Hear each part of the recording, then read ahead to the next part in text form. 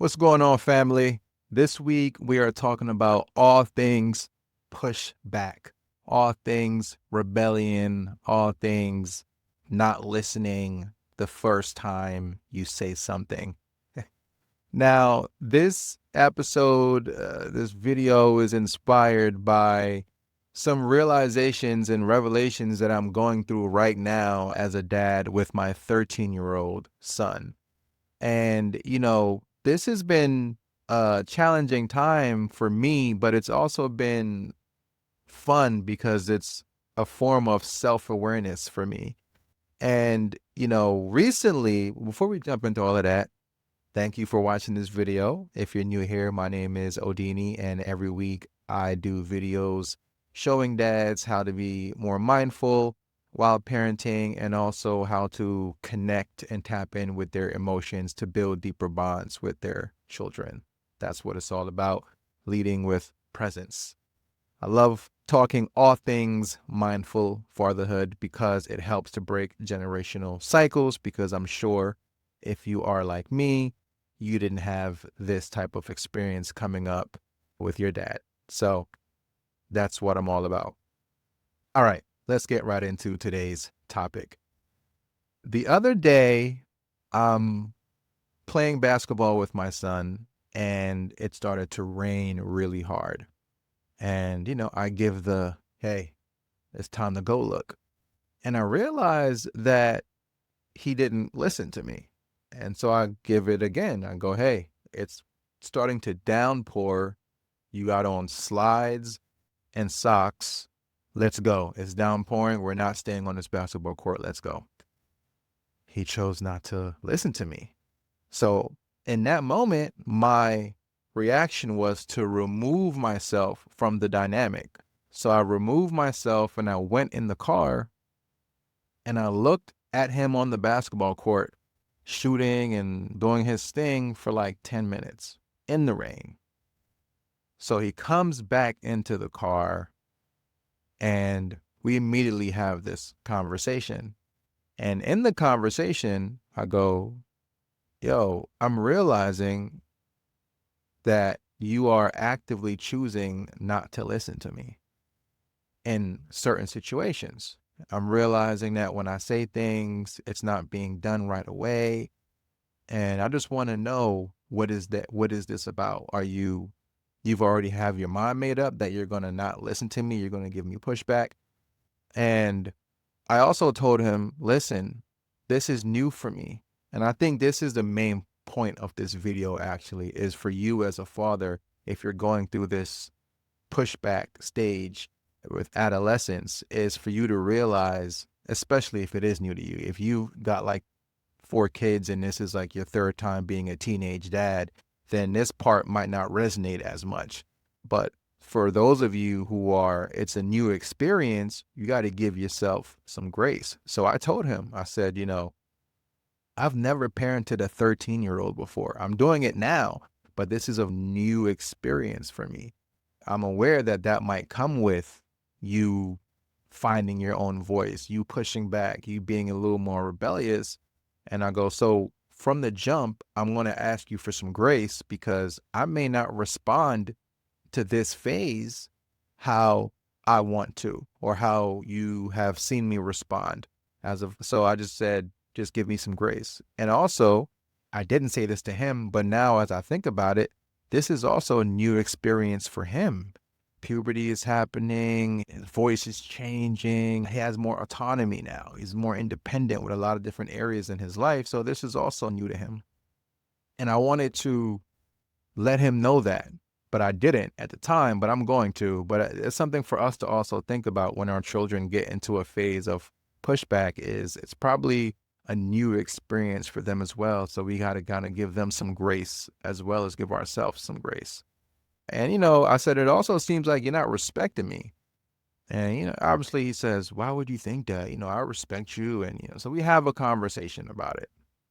And I just had realized that was kind of like the tip of it. But I realized even before that, usually I'll say, hey, it's bedtime. If let's say he is on like his Switch or something, or maybe he's watching some basketball on YouTube or something.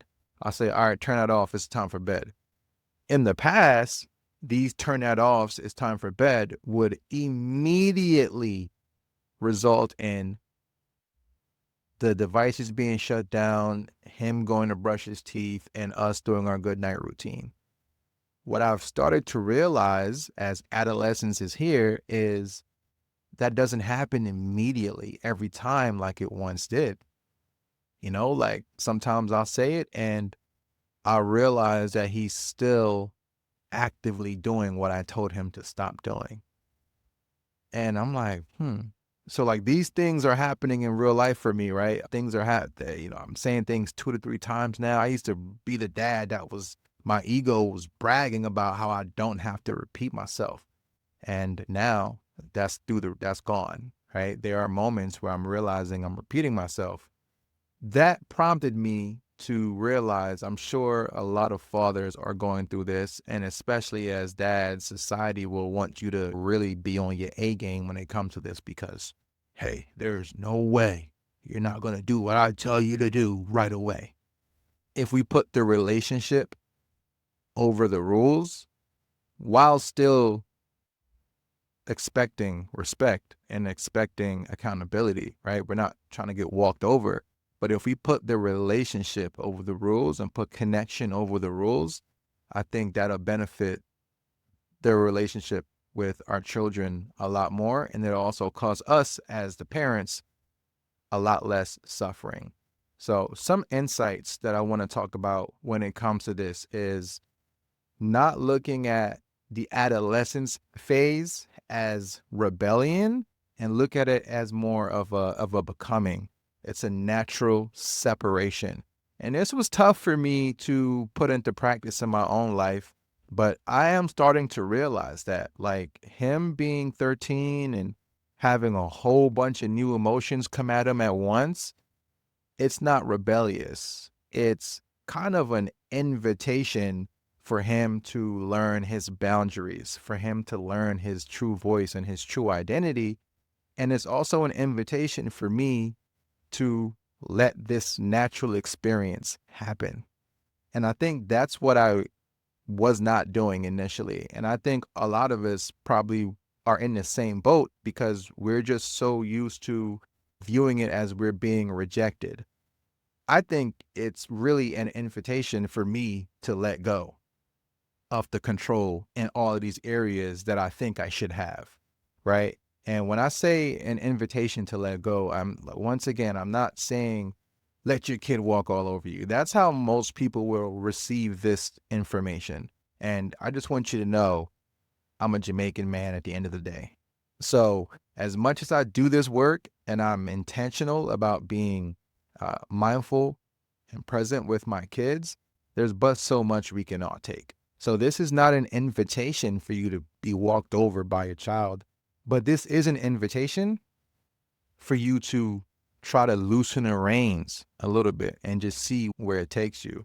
Because, the danger of always wanting to be right is real. That will instantly put a divide up between you and your kid. And at the end of the day, we're here to break generational cycles. We're here to grow closer to our children, right? So we don't want the dangers of being right so strong that it drifts away our relationships. So, or it makes our relationship drift away.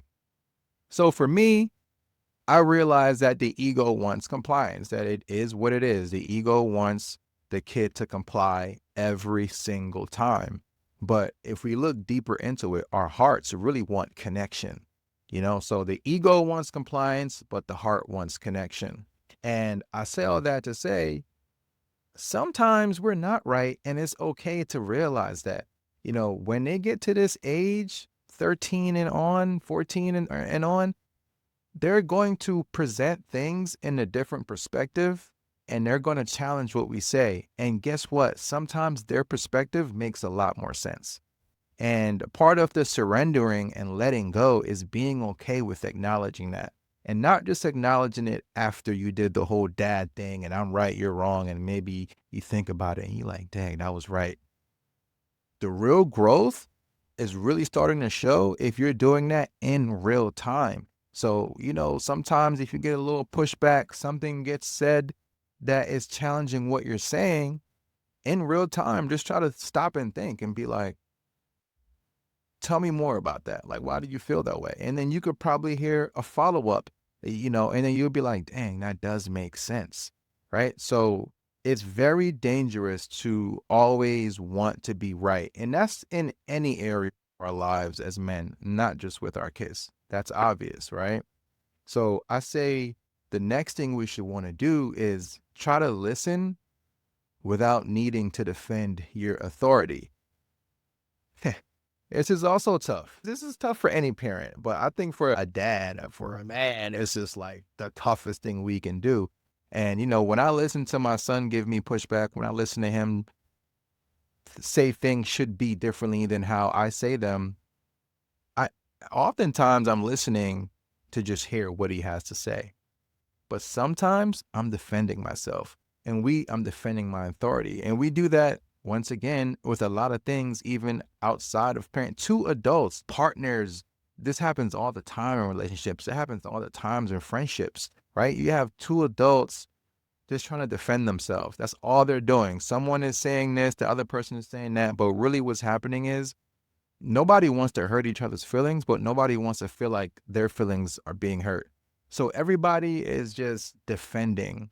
And if I could listen to my kid without having that mind frame, I think that will do him and I a great benefit at our father-son relationship, right? So just kind of dropping that sense of I gotta defend my authority, and just use statements like, well, tell me more.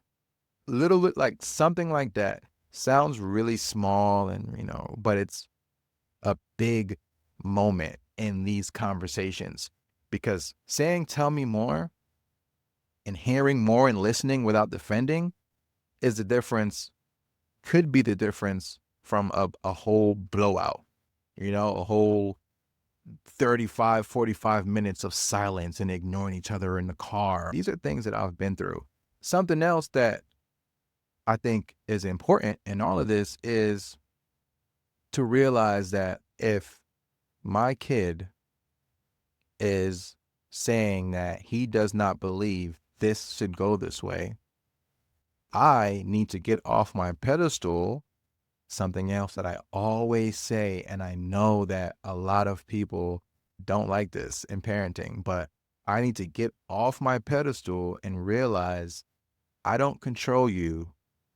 Right. So now I can see things for how they truly are. Because what is true is that we don't own our kids. We don't.